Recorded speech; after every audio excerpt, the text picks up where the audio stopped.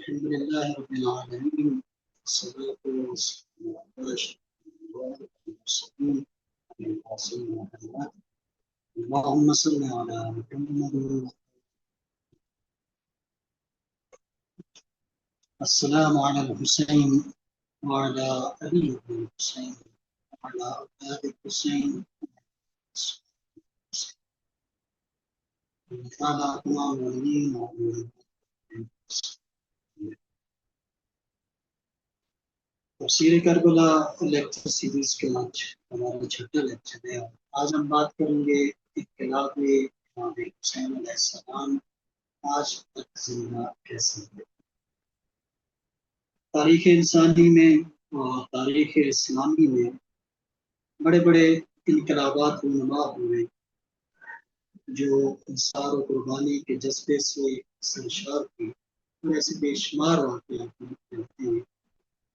مگر یہ سب واقعات کتب تاریخ تک محدود ہو رہے ہیں. لیکن ان تمام واقعات کے برعکس واقعہ کربلا میں ایسا کون سا راز ہے کہ یہ واقعہ نہ صرف پرانا نہیں ہوتا بلکہ ہر سال، ہر ماہ اور ہر مہینہ یہ نیا پیغام، تازہ جوش و بلا، عجیب عشق و محبت اور روح جہاد لے کر آتا ہے. اور ایسا لگتا ہے کہ گویا یہ واقعہ ابھی پیش آیا ہو اور سینکڑوں برس گزرنے کے باوجود بھی یہ ابھی تک واقعہ اسی طرح تازہ رہتا ہے. نہ صرف یہ بلکہ آج کے دور میں بھی کوئی تحریک چلتی ہے، کوئی انقلاب کی آواز بلند ہوتی ہے تو وہاں اس کی جو فورس ہوتی ہے، جو اس انقلاب اور تحریک کی جو پاور ہوتی ہے، وہ انقلاب امام حسین علیہ السلام کی. تو آج ہم یہ دیکھیں گے کہ آخر اس واقعے کے اندر کون سی ایسی چیز ہے کہ جس کی وجہ سے یہ واقعہ روز بروز اس میں نکھار پیدا ہوتا جا رہا ہے اور یہ ہر زمین اور ہر مقام پہ یہ واقعہ پھیلتا جا رہا ہے. دوسرے معنی میں جو کہا جاتا ہے کہ ہر قوم پکارے بھی ہمارے ہیں حسین، آخر اس کے پیچھے کیا راز ہے، یہ قوم کیوں پکارتی ہے ہمارے حسین. تو اس حوالے سے آج انشاءاللہ ہم اس پہ بات کرتے ہیں اور اس کے کچھ عوامل ہیں، کچھ ایسے فیکٹرز ہیں جن کو ہم مختصراً ڈسکس کر سکیں گے کہ کیا وجہ ہے کہ اس کربلا کو آج تک دوام حاصل ہے اور یہ بقا حاصل ہے.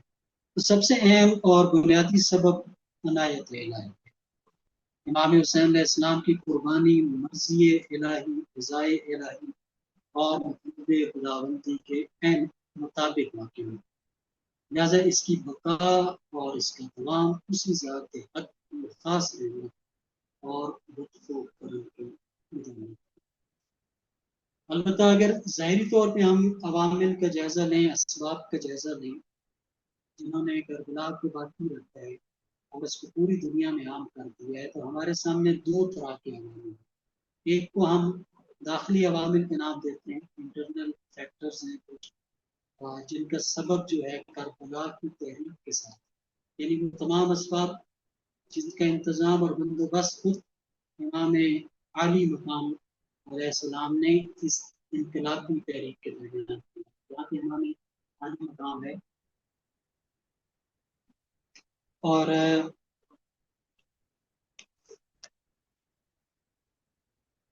ان عوامل میں کون کون سے عوامل شامل ہیں، اس میں ایک عامل خود اس انقلاب کے اہداف و مقاصد ہیں.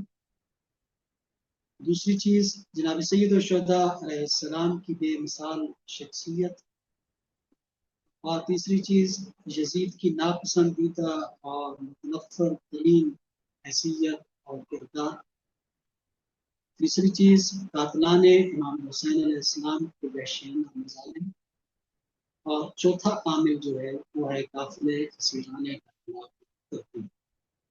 اس کے علاوہ بھی ہو سکتے ہیں لیکن بنیادی طور پر یہ چار ایسے عوامل ہیں جنہوں نے واقعہ کربلا کو آج تک بقا یہ اس کو زندہ کرتے ہیں۔ دوسرے ہم ایکسٹرنل فیکٹرز کی بات کریں گے، کچھ اس واقعے سے ہٹ کے کچھ عوامل ہیں، یعنی وہ افعال اور اقدامات جو واقعہ کربلا سے پہلے یا بعد میں اس کے احیاء کے لیے خود رسول اللہ صلی اللہ علیہ وآلہ وسلم اور باقی ائمہ معصومین علیہ السلام نے انجام دیے اور فرامین میں ارشاد۔ یہ بنیادی طور پہ 3 فیکٹرز ہیں، جس میں خاک کربلا کے سجدے کا استحباب، پھر زیارت امام حسین علیہ السلام کے استحباب اور اس کی تاکید، اور جو تیسری چیز زبردیت سے وہ خوشی ہوتا تھا انعقاد۔ اب ہم اس پہ مختصراً گفتگو کرتے ہیں۔ سب سے پہلے ہم بات کریں گے داخلی عوامل، ایسے عوامل جن کا تعلق جو ہے ڈائریکٹلی واقعہ کربلا کے ساتھ۔ اس میں پہلی چیز آتی ہے انقلاب کے اہداف اور مقاصد۔ نبی سید الشہداء علیہ السلام کے اہداف اور مقاصد پر ہم بڑی کافی حد تک ڈیٹیل سے بات کر رہے ہیں، دوبارہ ہم اس کو رپیٹ تو نہیں کرنے جا رہے، لیکن چونکہ یہ ایک نیا ٹاپک ہے، اس ٹاپک سے ریلیونٹ مختصراً ہم کچھ چیزیں یہاں پہ ڈسکس کریں گے۔ تو اگر آپ دیکھیں تھرو آؤٹ اس انقلاب کا جو مقصد جناب سید الشہداء علیہ السلام کے نظر میں تھا، وہ تھا رضائے الہی کا حصول۔ اللہ کی رضا سب سے بڑا اور بنیادی فیکٹر جو تھا وہ یہی تھا کہ امام جب مدینہ سے جا رہے ہیں تب بھی مشیت خدا کا تذکرہ کرتے ہیں کہ ان اللہ شاء القرآن قطعہ، خدا چاہتا ہے کہ میں اس راستے میں شہادت پیش کروں، اور جب شہادتیں پیش کر رہے ہوتے ہیں تو اس وقت اے اللہ میں تیری رضا کی خاطر اور تیرے امر کی خاطر راضی ہوں۔ تو بنیادی سبب جو ہے وہ رضا الہی ہے۔ امام علیہ السلام اسی رضا کی خاطر نکل رہے تھے۔ یہاں پہ ایک رضا الہی کے حوالے سے ایک نقطہ جو میرے ذہن میں آ رہا ہے، اور جو پوری وہ حدیث تو یاد نہیں ہے امام علی علیہ السلام کی، لیکن اس میں ایک دو چیزیں مجھے یاد ہے، میں وہ بیان کر دیتا ہوں کہ امام کی اس حدیث کا مفہوم یہ ہے کہ جب انسان اپنے آپ کو اللہ تعالیٰ میں فنا کر دیتا ہے، اپنی زندگی اللہ کے حوالے کر دیتا ہے، تو اللہ اس کو ہمیشہ کے لیے دائمی کر دیتا ہے، اس کو باقی، اس کی یاد کو باقی رکھتی ہے۔ اور جیسے کہ قرآن میں بھی ہے کہ تم میرا ذکر کرو اور میں تمہارا ذکر جو ہے اس کو زندہ رکھوں گا۔ امام علی علیہ السلام نے حمیل ابن زیاد سے ایک دفعہ فرمایا تھا، اس کے 2-3 جملے شاید مجھے یاد ہے، نوٹ بیان کرتا ہوں۔ فرمایا تھا کہ بقاؤن فی فنا، کہ فنا ہونے میں بقا ہے، اگر تم فنا ہو جاتے ہو تو باقی رہو۔ یہ آپ اس کی غور کریں، 2 اپوزٹ چیزیں ہیں، فنا ہونا یعنی ختم ہو جانا، بقا یعنی کہ باقی رہنا۔ امام فرما رہے ہیں اگر تم فنا ہوتے ہو اس میں تمہارے لیے بقا ہے۔ مقصد کیا ہے امام یہ فرمانا چاہتے ہیں کہ اگر تم اللہ کی خاطر فنا ہو جاتے ہو، فنا فی اللہ، اللہ کی خاطر اپنے آپ کو ختم کر دیتے ہو، تو پھر یہ بقا ہے، اللہ تمہیں ہمیشہ ہمیشہ کے لیے باقی رکھے گا۔ اور پھر فرمایا کہ عز فی ذل، کہ ضلالت میں تمہاری عزت ہے۔ اب یہاں پر بھی 2 اپوزٹ چیزیں ہیں، ایک ہے ذلیل ہونا، بے عزت ہونا۔ امام فرما رہے ہیں اگر تم ذلیل ہوتے ہو اس میں تمہاری عزت ہے۔ مقصد کیا ہے؟ اللہ تعالیٰ کے سامنے اپنے آپ کو اگر تم ذلیل سمجھتے ہو، اپنے آپ کو پس سمجھتے ہو، تکبر نہیں کرتے ہو، اس میں تمہارے لیے عزت ہے۔ خداوند عالم اس شخص کو عزت سے نواز دیتا ہے جو اللہ کے سامنے کبریائی کا اظہار نہیں کرتا اور اپنے آپ کو ضرور رسوا سمجھتا ہے، پس سمجھتا ہے۔ اور پھر فرمایا کہ فقر فی غنا، کہ فقر میں غنا ہے، ایک طرف فقیری ہے دوسری طرف غنا ہے۔ فقر فی غنا، یہاں پر بھی وہی مطلب ہے کہ تم اگر اپنے آپ کو اللہ کا محتاج سمجھتے ہو، اللہ کا فقیر بنا لیتے ہو، تو اللہ تعالیٰ تمہیں دنیا اور آخرت میں بھول جائے گا۔ تو اس طرح اس کے میرے خیال میں کچھ اور جملے بھی میرے ذہن میں نہیں آ رہے۔ جناب سید الشہداء کی زندگی، پوری زندگی اور بالخصوص اس انقلاب کے لیے جو آپ کے اہداف تھے، اس کا بنیادی نقطہ یہ تھا کہ آپ نے اللہ کی رضا کے خاطر اپنے آپ کو فنا کر دیا، اور اس کا اللہ تعالیٰ نے اجر یہ دیا کہ جناب سید الشہداء ان کے انقلاب اور ان کے ساتھیوں کے انقلاب کو تا روز قیامت زندہ اور جاوداں کر دیا ہے۔ دوسرا جو اس میں فیکٹر ہے داخلی عوام میں، وہ ہے اسلام کی حفاظت۔ جناب سید الشہداء مدینہ سے نکلے ہیں تو کسی نعرے کے ساتھ میں اسلام کی حفاظت کے لیے جا رہا ہوں،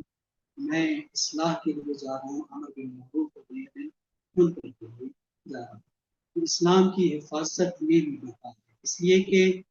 اسلام اللہ تعالیٰ کا ایک قانون ہے، اور یہ ایک ایسا قانون ہے جس کی اللہ تعالیٰ نے گارنٹی دی ہے کہ روز قیامت تک یہ قانون موجود رہے گا، یہ اسلام محفوظ رہے گا۔ لہذا ہر انسان جو اسلام اور اس قانون کا محافظ بن کر رہے گا، جب تک یہ قانون اسلام باقی ہے اس کے محافظ کا تذکرہ بھی تا روز قیامت۔ جناب سید الشہداء کی اس قربانی اور اس کے دوام کا ایک فلسفہ یہی ہے کہ آپ نے اس اسلام کی حفاظت کی ہے جس اسلام نے رہتی دنیا تک باقی رہنا ہے۔ لہذا یہ ایک فطری نتیجہ ہے کہ جو اس قانون اور اس اسلام کی حفاظت، اس کی دفاع، اس کی نشر ثانیہ اور اس کے لازوال ہونے کے اسباب مہیا کرے گا، تو خود اس کا نام بھی لازوال ہو جائے گا، خود اس کا نام بھی ہمیشہ باقی رہے گا۔ جب تک نام اسلام باقی ہے تب تک نام سید الشہداء باقی رہے گا۔ اور تیسرا ہدف جو امام علیہ السلام کو تھا اس پوری تحریک کے دوران، وہ تھا انسانیت کی خیر خواہی یا انسانی اقدار کی حفاظت۔ ہم نے اس کا تذکرہ کیا مختصراً کہیں کہیں کہ امام علیہ السلام کسی ایک قوم، ایک قبیلے، ایک فرقے کی خاطر نہیں نکلے تھے، ایون کہ آپ اسلام سے بھی بڑھ کے آپ انسانیت کی خیر خواہی کے لیے نکلے، انسانی اقدار کی حفاظت کے لیے نکلے تھے جو کہ بے عین ہی اسلامی اقدار تھے۔ چنانچہ ہم نے پہلے بات کی کہ بنو امیہ اس طرح انسانی کرامت، شرافت، عزت اور حقوق کو پامال کیے گئے، لیکن اور عمومی طور پہ لوگ جو ہے فکری غلامی میں جا چکے تھے، لیکن جناب سید الشہداء نے اس انقلاب کے ذریعے سے لوگوں کو اس فکری غلامی سے نکالا، اور اس انسانی جو اقدار تھے اور صاف تھے ان کی آپ نے حفاظت فرمائی۔ اور یہاں پر بھی وہی نقطہ ہے، جب تک انسانی قدریں باقی ہیں، جب تک اسلام اور انسانی شرافت، انسانی اقدار کا تذکرہ باقی رہے گا، جناب سید الشہداء کا تذکرہ بھی باقی رہے گا اور جاری و ساری رہے گا۔ یہی وجہ ہے کہ نہ صرف مسلم بلکہ غیر مسلم آپ کو اپنا امام اور رہبر سمجھتے ہیں، اپنی ہر تحریک میں آپ کی تحریک کو استعارے کے طور پہ استعمال کرتے ہیں۔ دوسرے عامل کی طرف اگر ہم چلیں کہ آپ کے اس انقلاب کے باقی رہنے کی وجہ، تو وہ جناب سید الشہداء کی بے مثال شخصیت تھی، اس لیے کہ آپ کی شخصیت کا اعتراف ہر دور کے مسلمان کو، اپنے دور میں جو آپ کے دشمن تھے وہ بھی آپ کی شخصیت کا اعتراف کرتے تھے، آج کے دور میں جو آپ کے دشمن ہیں وہ بھی آپ کی شخصیت کا اعتراف کرتے ہیں۔ نہ صرف وہ اعتراف کرتے ہیں بلکہ قرآن کریم میں ایسی متعدد آیات اور سورے ہیں جو آپ کی عظمت اور آپ کے مقام کو بلند کرتے ہیں۔ اس میں اگر آپ غور کریں تو آیت مبالہ ہو یا سورہ دار ہو یا آیت تطہیر ہو، ہر مقام پہ جناب سید الشہداء موجود ہیں۔ سورہ فجر کے بارے میں معصومین کی روایت ہے جس کو سورہ امام حسین علیہ السلام کو کہا جاتا ہے، یا ایتھا النفس المطمئنہ کے مصداق آپ قرار کرتے ہیں۔ حضرت اسماعیل کی قربانی کو جو اللہ تعالیٰ نے بچایا، وفدیناہ بذبح عظیم، اس کا مصداق جناب سید الشہداء قرار پاتے ہیں۔ جگہ جگہ آپ کو قرآن مجید میں آپ کے شان میں جو آیات نازل کی ہیں، قرآن کی نظر سے آپ کی شخصیت میں کوئی شک و شبہ نہیں ہے۔ دوسرا پیغمبر اسلام کی احادیث، رسول ختمی مرتبہ کا آپ سے دلی لگاؤ بچپن سے، آپ کی ولادت سے لے کر اپنے وصال تک، اور پھر بار بار اپنے اصحاب کے سامنے اپنے ان بچوں کا تعارف کرنا، وہ بھی مقصد نہیں تھا۔ جناب رسول ختمی مرتبہ کی جو محبت فقط اس لیے نہیں تھی کہ چونکہ میری نسب سے ہیں، بلکہ آپ کی نسبت حسبی بھی تھی. اس لیے جگہ جگہ پہ آپ نے ائمہ کے خصوصاً امام حسن امام حسین علیہ السلام کے فضائل کو بتایا اور ان کو واضح کیا، ان کو دکھائے بھی. بعض اوقات اپنے اصحاب کی محفل میں اپنے شہزادوں کو اپنے گھٹنوں پہ گود میں بٹھا کے پیار کرتے تھے، اور کبھی فرماتے تھے کہ یہ تو میرے شہزادے ہیں جو جنت کے سردار ہیں. کبھی فرماتے تھے کہ یہ جو امام ہے چاہے صلح کرتے ہیں یا پھر جنگ کرتے ہیں ان کے ساتھ. کبھی فرماتے تھے حسین منی وانا من حسین حب اللہ من حب حسین، کہ یہ مجھ سے اور میں اس سے ہوں، اور اللہ اس سے محبت کرتا ہے جو حسین سے محبت کرتا ہے. اور یہ ساری چیزیں مسلمان بھولے نہیں تھے. اس دور میں بھی 61 ہجری میں مسلمانوں کو یاد تھی یہ چیزیں، لیکن وہی مادی مفادات اور خوف و ہراس کی وجہ سے وہ آپ کے ساتھ دینے کے لیے تیار نہیں تھے. اور تیسری نمبر 3 پہ جو ہے کہ مسلمانوں کے دلوں میں آپ کا جو مقام تھا، آپ کی عظمت تھی اور آپ کو جو عزت و احترام تھا، اس میں بھی کوئی شخص نہیں ہے. شخصی سطح پر بھی لوگوں کو پتہ تھا کہ ان سے افضل کوئی شخصیت نہیں ہے، اور سیاسی سطح پر بھی لوگوں کے اس چیز لوگوں کے اقرار تھا کہ آپ سے افضل کوئی نہیں ہے. اس دور کی بڑی بڑی شخصیات میں عبداللہ ابن عباس کا تذکرہ ملتا ہے، آپ کی عظمت اور آپ کی حیثیت کے قائل تھے. ایک مرتبہ ابن عباس نے حضرت حسنین ریمین کی رکاب کو تھاما، اور جبکہ آپ دونوں ناکے پہ یا پھر گھوڑے پہ سوار تھے، تو کسی نے اعتراض کیا کہ یہ آپ کیا کریں، آپ تو خود اتنے بڑے عالم ہیں. تو فرمایا کہ یہ دونوں فرزندان رسول ہیں. لوگوں کو ڈائریکٹلی یہ چیز کنوے کیا حضرت عبداللہ ابن عباس نے، یہ نواسے نہیں ہے، یہ فرزندان رسول ہے. اور کیا یہ میرے لیے سعادت نہیں کہ میں ان کی رکاب تھام لوں. ابو ہریرہ جو کہ حدیث میں ان کا بہت بڑا مقام ہے مسلمانوں کے یہاں، یہ جس طرح میں نے پہلے بیان کیا تھا حضرت معاویہ بن ابی سفیان کے ساتھ شامل ہو گئے تھے اور اس حدیث ساز فیکٹری کا یہ حصہ رہے، لیکن مقام سید و شہداء سے یہ بھی آباد تھے. ایک موقع پہ کسی جنازے سے امام حسین علیہ السلام واپس آ رہے تھے اور راستے میں بیٹھ گئے، تو حضرت ابو ہریرہ جا کے آپ کے جوتے صاف کرنے بیٹھ گئے. امام نے فرمایا کہ اے ابو ہریرہ یہ تم کیا کر رہے ہو؟ ابو ہریرہ نے کہا کہ مجھے ایسا کرنے دیں، اس لیے کہ اللہ کی قسم آپ کے بارے میں لوگ اگر وہ کچھ جانتے ہوں جو میں جانتا ہوں تو آپ کو اپنے کندھوں پر. حضرت ابو ہریرہ نے جو کچھ سن رکھا تھا وہ بھی پوشیدہ نہیں تھا، اس کا اقرار کیا کرتے تھے. عبداللہ ابن عمر آپ کی شخصیت کے قائل تھے، آپ کو بار بار منع بھی کرتے رہے کہ آپ اس قیام سے دستبردار ہو جائیں. گرچہ خود بعد میں انہوں نے بیعت کر لی تھی، لیکن امام کو اس سے بار بار منع کر رہے تھے. یہ خود فرماتے ہیں کہ اہل زمین اور اہل آسمان میں سے اگر کسی نے محبوب ترین شخصیت دیکھنی ہو تو پھر وہ شخصیت امام حسین علیہ السلام کی ہے، یعنی آسمان کے نزدیک بھی اور اہل زمین کے نزدیک بھی. عبداللہ ابن عمر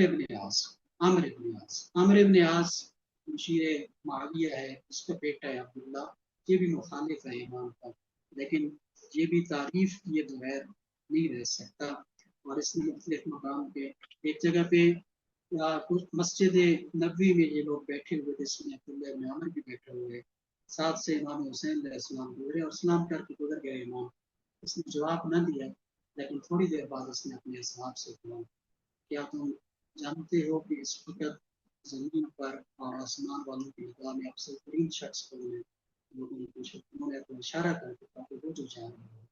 یعنی کہ اپنی حضرت حسین ابن علی علیہ السلام. معاویہ بن ابی سفیان آپ کا دشمن ہے، آپ کے بابا کا دشمن ہے، لان تان اور گستاخی کا سلسلہ ایک جاری کر رکھا تھا اہل بیت کے خلاف، لیکن جناب سید الشہداء کے بارے میں کسی ہمت نہیں ہوتی تھی کہ کوئی بات کہے. ایک دفعہ مدینہ میں مروان بن حکم نے ایک خط لکھا معاویہ بن ابی سفیان کو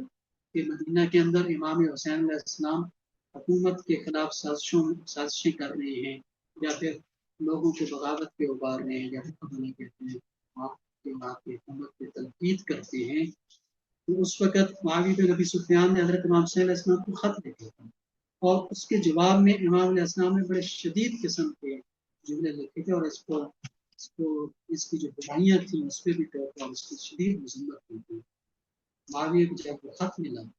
उसने अब्दुल्ला इब्न अम्र इब्न आस के सामने और अपने बेटे यजीद के सामने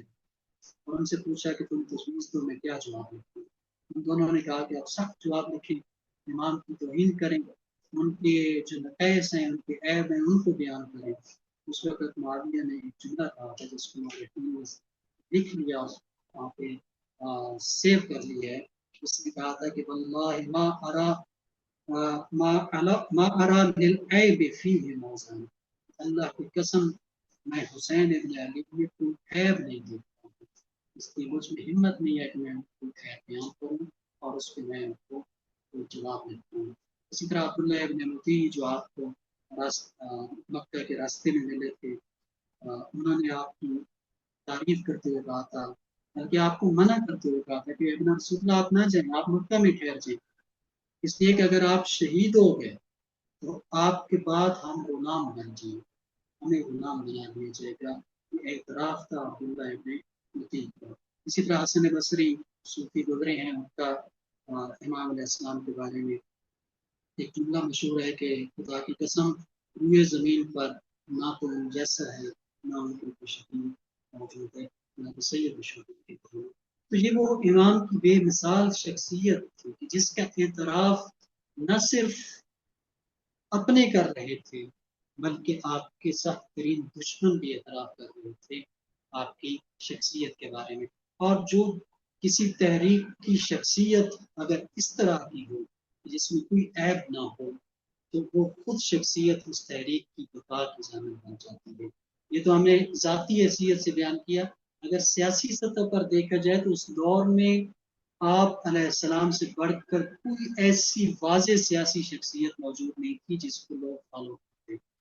जब यजीद ने खत लिखा था बैयत के लिए अली बिन मुर्तज़ा को, 4 अफराद को उसमें ज़िक्र था कि तुमने इमाम हुसैन अलैहिस्सलाम, अब्दुल्ला इब्न ज़ुबैर, अब्दुल्ला इब्न उमर और अब्दुर्रहमान बिन अब्बास से बैयत लेनी है। उसमें आप देखें कि इन 4 शख्सियात का अगर मुआवजा किया जाए, अब्दुल्ला इब्न उमर वो शख्सियत है जिसने बैयत कर ली थी, इत्तला भी नहीं की, उनको कुछ पैसे दिए गए और बाद में ईमान गया कि हमने यजीद की बैयत कर ली। अब्दुल्ला इब्न जुबैर भाग कर मक्का चला गया था, इसने बैयत नहीं की थी। अब्दुर्रहमान इब्न अबी बकर के बारे में मर्रखीन लिखते हैं कि उस वक्त तक ही फौत हो चुका, और अगर वो उस वक्त ही जिंदा होता भी तो अपनी बहन हज़रत आयशा बिन्त अबी बकर की सीरत पे अमल करते हुए मफामत का रास्ता अपनाता, इसके अंदर मफामत जो है वो उसका वस्फ मौजूद था, ये भी बैयत कर। अब 2 शख्सियात थी, अब्दुल्ला इब्न जुबैर ने बैयत नहीं की, मक्का में चला गया, इमाम हुसैन अलैहिस्सलाम ने बैयत नहीं की। लेकिन तमाम मौरखीन ने लिखा है कि इमाम हुसैन अलैहिस्सलाम की मौजूदगी में अब्दुल्ला इब्न जुबैर की कोई हैसियत नहीं सियासी मैदान, और इस चीज़ का इदराक उस दौर के उलमा को भी था। हज़रत अब्दुल्ला इब्न अब्बास से भी बात है, उनको भी पता था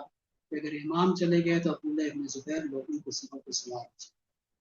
और खुद इमाम भी जानते थे कि जब तक मैं मौजूद हूँ इस शख्स की कोई हैसियत नहीं है। चुनाचे जब आप इराक जाने लगे हैं तो उस टाइम फरमाया भी था कि मेरे इराक जाने से सबसे ज्यादा फायदा इब्न जुबैर को होगा और उसको पसंद करता है कि मैं इराक चला जाऊँ, जबकि मेरी मौजूदगी में इस पर कोई जोर नहीं चलता, तो मेरे सामने इसकी हैसियत नहीं है, और आपकी जाने पर इब्न जुबैर खुश होता है। इससे पता चलता है कि सियासी सतह पर भी मुसलमानों का अगर कोई किबला था तो जनाब शख्सियत थी। अब 3 शख्सियात और भी मिलती हैं, बड़ी शख्सियात मदीना के, जिसमें अब्दुल्लाह इब्न जाफर हैं, अब्दुल्लाह इब्न अब्बास हैं, मोहम्मद बिन हैं, लेकिन इनसे बैयत का तकाजा इसलिए नहीं किया गया। ये 3 शख्सियात इमाम हुसैन अलैहिस्सलाम के ताबे, यजीद को मालूम था,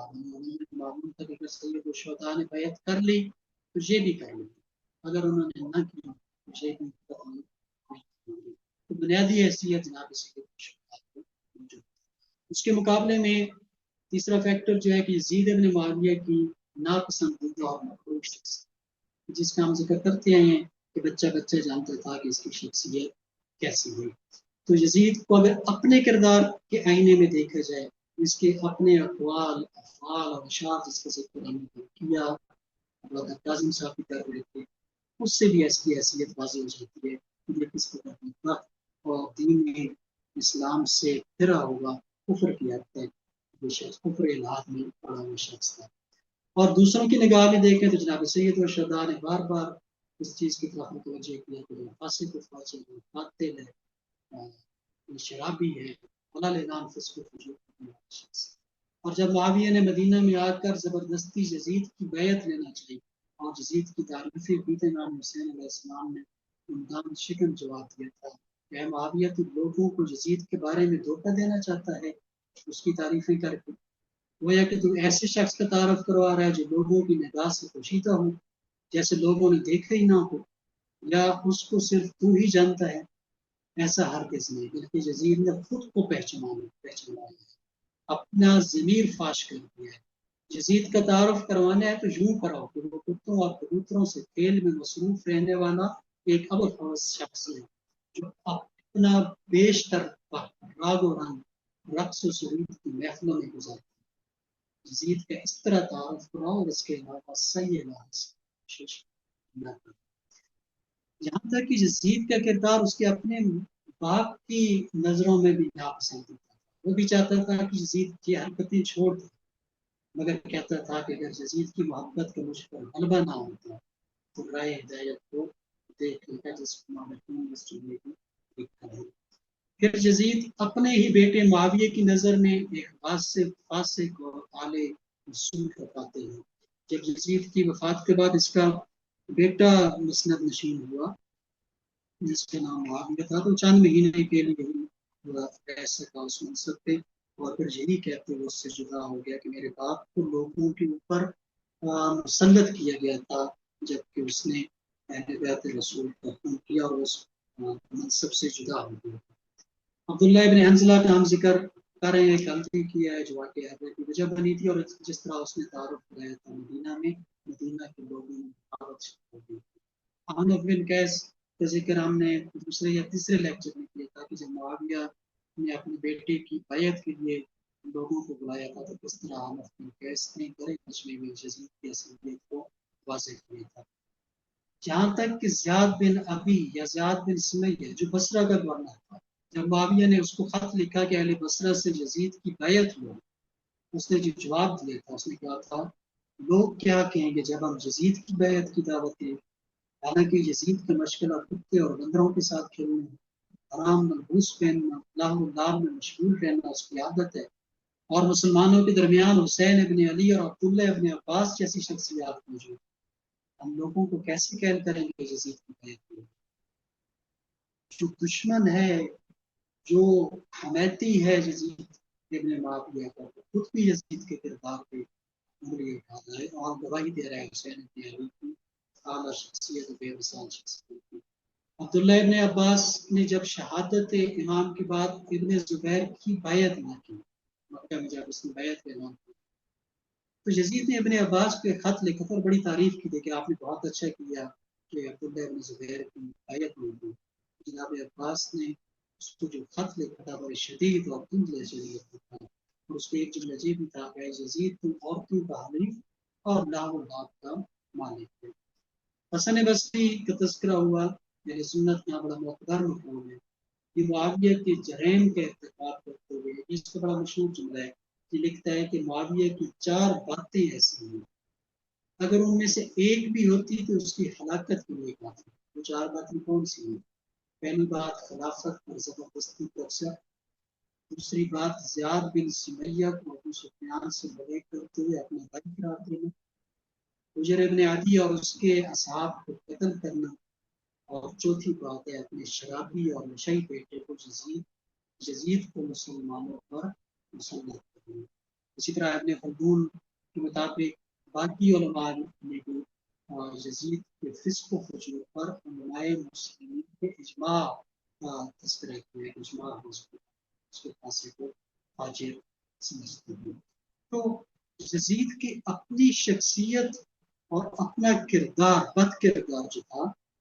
وہ بھی وجہ بنا کہ آپ کی تحریک انقلاب جو ہے، تحریک انقلاب جو ہے، انقلابی انقلاب سلام ہو گیا، جس کو شاعروں نے بھی اپنے یہ ایک استعارہ بنا لیا کہ موسیٰ و فرعون و شبیر و یزید درو قوت از حیات حالت، کہ جہاں جہاں فرعون کا ذکر ہوتا ہے، جہاں جہاں نمرود کا ذکر ہوتا ہے، وہاں وہاں یزید کا بھی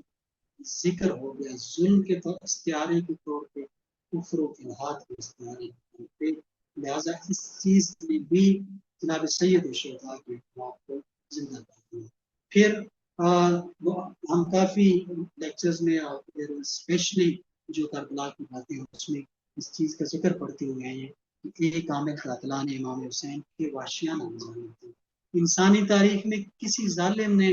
ایسا وحشیانہ اور سفاکانہ رویہ اختیار نہیں کیا جیسا رویہ امام حسین علیہ السلام کے بات کیا۔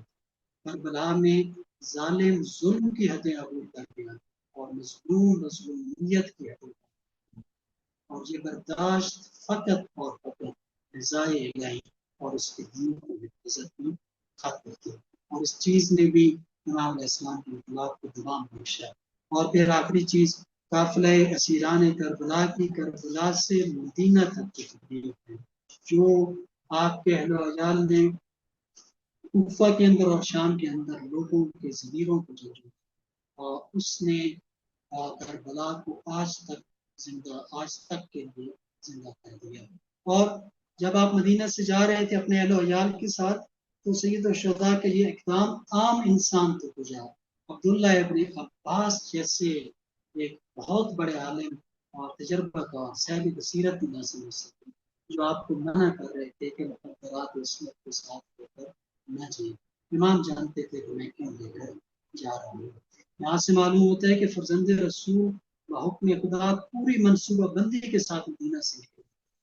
کربلا کا انقلاب اور منصوبہ بندی دو مرحلوں میں ہوتی ہے، ایک کربلا میں خاندان رسالت کی قربانی، اور دوسرا مرحلہ اس قربانی کے پیغام اور اس کی تبدیل۔ جناب سید الشہداء نے پہلے مرحلے کو عبور کیا، اور دوسرا مرحلہ جس مرحلے کے بارے میں حالات و واقعات بتاتے ہیں کہ شاید یہ دوسرا مرحلہ پہلے مرحلے سے بہت زیادہ اہم ہے، اس لیے آپ علیہ السلام نے اس کا زیادہ اہتمام کروایا۔ چنانچہ ہم مکتب میں تاریخ میں جب پڑھتے ہیں تو امام علیہ السلام کی یہ جو اہل و عیال تھے، کہیں پر نہیں ملتا کہ کسی نے واپس جانے کی بات کی ہے، امام علیہ السلام نے ان کو واپس بھیجنے کی بات کی۔ ہاں یہ ملتا ہے کہ امام نے اپنے مردوں سے، کربلا کے مردوں سے کہا تھا کہ تم سے جانا چاہتے ہیں، جب آپ جاتے تھے مجھے نہ چاہتے۔ دوسرے مرحلے کا جو اہتمام تھا یہ امام ان اسیران کربلا کے جو کارنامے ہیں اس کو ہم آپ لوگ سنتے ہیں برادر قاسم صاحب سے، ان کا خلاصہ فقط سے ہے، جس چیز کی انہوں نے تشہیر کی ہے اور تبلیغ کی ہے، ان میں پہلی چیز سید الشہداء کے مقاصد تھے، پھر بنو امیہ کے بنائے گئے جاہلیت کے نظام کو قیام کر کے اس کو زمین و رسوا کرنے کا مقصد تھا، اور رائے اپنی شہادت کو ایسے فخر کروانا اور ظالم کے خلاف جہاد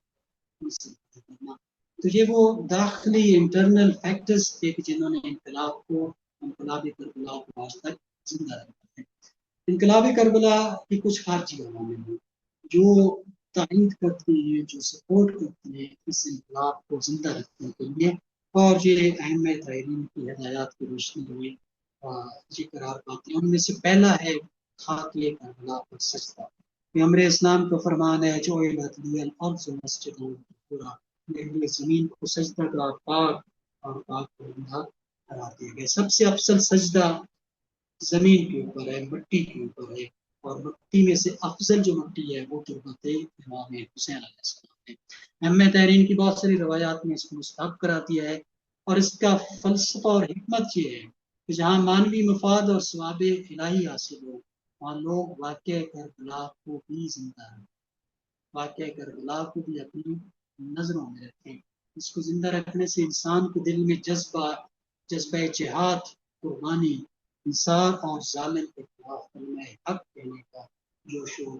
جذبہ زندہ رہتا ہے۔ اور اس چیز نے واقعہ کربلا کو بھی اسی طرح زندہ کیا ہے۔ اس حوالے سے امام صادق علیہ السلام کی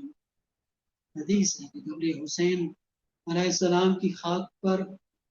سجدہ زمین کے ساتھ طبق روشن کر دیا اور اپنے ہمراہ خاک شفا کی تسبیح رکھنے والا شخص اللہ تعالیٰ کی تسبیح کرنے والا شمار ہوتا ہے، اگرچہ وہ اس تسبیح کے ساتھ کوئی ذکر نہ ہو، اس کے ہاتھوں میں ہے، تسبیح کا مقام اتنا ہے، تقدس اتنا ہے، اس قبر سید الشہداء علیہ السلام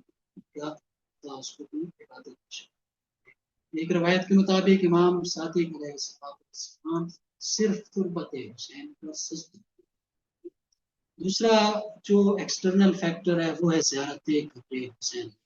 جس نے امام کی قربانی کو امام کو زندہ بتا ہے۔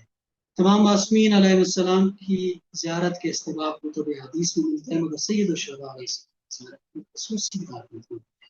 آپ صلی اللہ علیہ وآلہ وسلم نے فرمایا من زار قبر الحسین بعد موتہ فلہ الجنہ،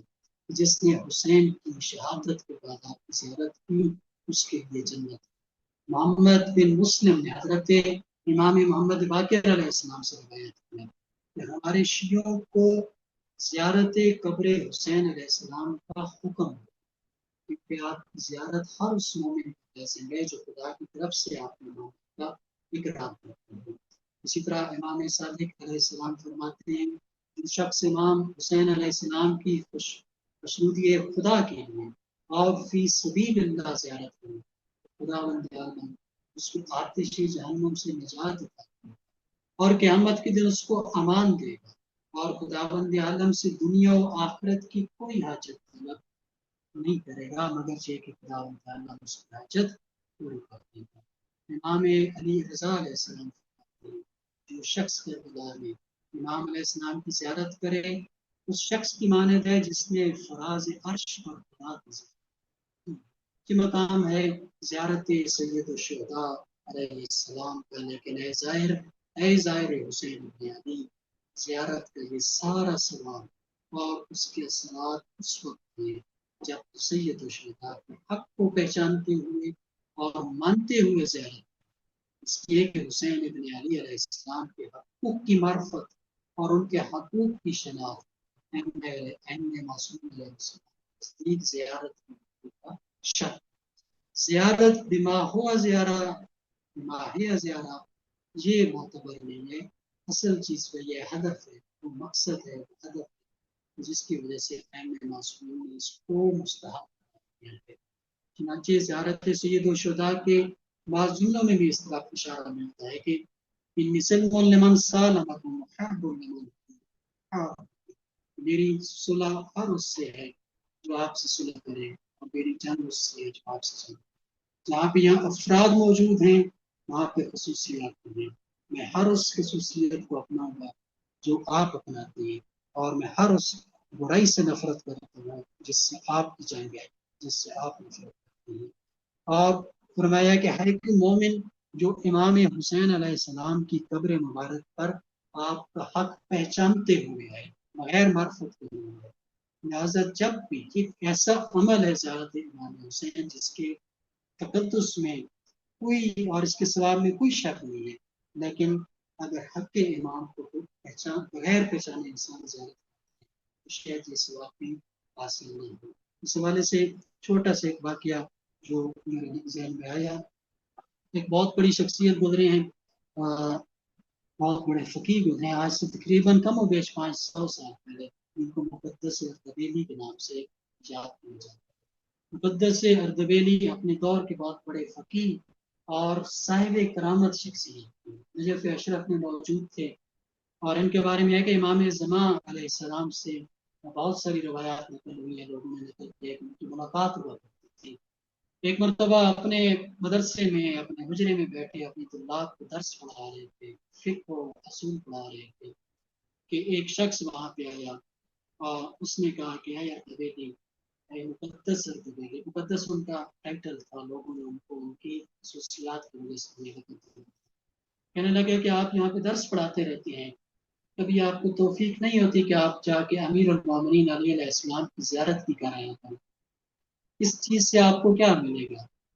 بہتر نہیں تھا کہ آپ ہر روز جائیں اور امام کی زیارت کریں اور وہاں پہ توسل کریں تاکہ آپ کی مزید بہتر ہو؟ مقدس نے اس سے کہا کہ اے شخص،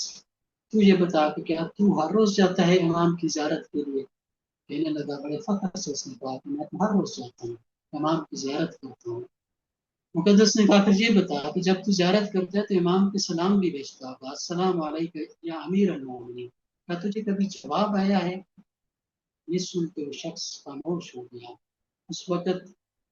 لکھا ہے اور نقل کیا علماء نے، مقدس اسی جگہ پہ کھڑے ہوئے اور اپنا رخ کیا حضرت امیر المومنین کی زری کی طرف اور فرمایا السلام علیکم یا امیر المومنین۔